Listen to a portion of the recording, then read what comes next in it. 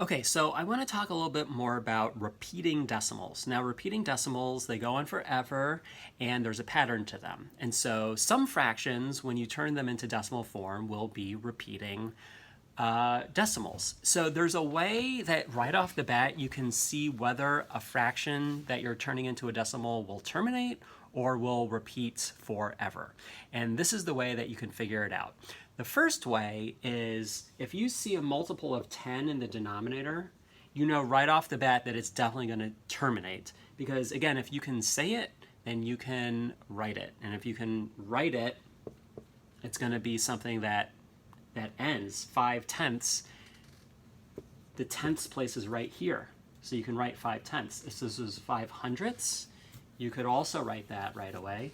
That would be, this is what 5/100 looks like in decimal form. This is what 5/100 looks like in fraction form. Or you could even, if you had 5,000ths, then it would be tenths, hundredths, thousandths. So do you see if you have 10 or a multiple of 10 in the denominator, you're always going to be able to write it as a decimal very quickly, and it will terminate. So that's one way to know that you're going to end up with something that terminates. But that's not the only kind of decimal that will terminate. Another kind of decimal that will terminate is if the denominator, even if it's not 10 or 100 or 1,000, if it at least breaks down into factors that are 2's and 5's. So let's take 10 for example. 10 breaks down into factors of 2 and 5. So if you can break whatever the denominator is down into factors of 2's and 5's, even though that this original number might not be a 10 itself or 100 itself, it will at least break down into 2's and 5's, which means that it's a cousin of a multiple of 10. It's very closely related.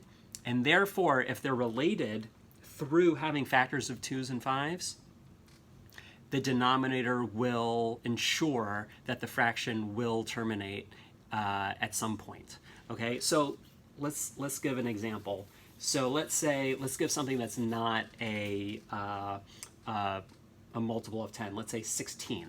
Okay, right off the bat, I know that 5/16 will turn into a terminating decimal. How do I know that? Because I can break 16 down into its factors, and when I break it down into its factors, the only factors that are going to be remaining are either 2's or 5's.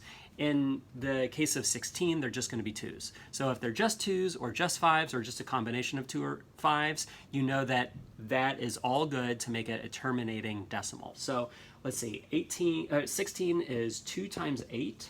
So here's a 2. But 8 can be broken down. It can be broken down into 2 times 4. There's a 2. And 4 can be broken down into 2 times 2. So let's see, 2 times 2 is 4.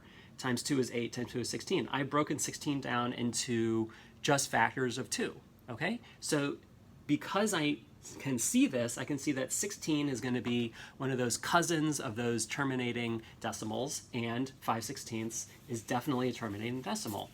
And if you don't believe me, we can actually figure out what that decimal is. So 16 into 5. Let's see what that turns out to be. We'll write a lot of zeros here. Okay, 16 goes into 5 0 times. Okay, so we're left with 50. 6 goes into 50 3 times, because 3 times 16 is 48. So that's 48. And then we have a 2, and now we're going to drop down to 0. 16 goes into 20 once. All right, with a 4 is left over. Now this drops down. 16 goes into 40 twice. 2 times 16 is 32. All right, 32. So then that's 8.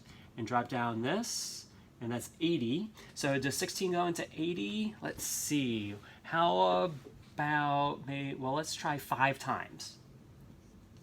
5 times 6 is 30. 5 times 1 is 5, plus 3 is 8. Great. So then it drops out down to 0. So that means that it terminates. So 5/16 can be written as a terminating, which means it ends, decimal as 0.3125. Okay.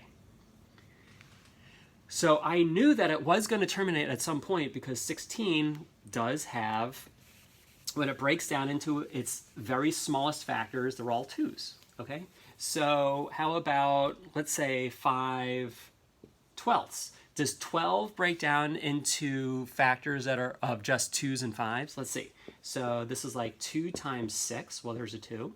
And then 6 is like 2 times 3. So there's a 2. 3 can't get broken down into a factor of 5 or 2. So that means that 12 cannot be broken down into 2's and 5's completely, because there's a 3 in here. And so 12 is not a cousin of one of those multiples of 10. And so 5/12 is going to be a repeating decimal. And we know that for sure. And then we can figure out what 5/12 is. We'll divide 12 into 5. 0, that's 5. Drop down another 0. 12 goes into 54 times, as in 48. 12 times 4 is 48. That's 2. Drop down another 0. 12 goes into 20 once. 1 times 12 is 12. Okay, that's 8. Bring this down. 12 goes into 80. How about, let's try the 7 work? Let's see, 7, that's 14.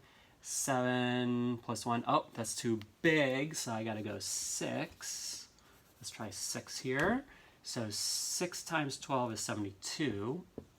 So that's 8. Now I need another 0. Drop that down. It looks like I'm going to just keep coming up with 8s, because 12 goes into 80 6 times. Again, that's producing 72. 72 from 80 is always going to produce an 8. You're always going to be dropping this down, the 0 down. So do you see that 0.41 and then the 6's go on forever? So 5/12 can be rewritten as 0.41 with the 6 repeating, okay? And see, that is a repeating decimal. So that's a quick way that you can see whether you're going to wind up with something that's repeating or terminating. Now, to come up with the actual decimal itself, you'll actually have to figure that out, but you can tell right off the bat whether it's going to be terminating or is going to be repeating before you start out on the long division.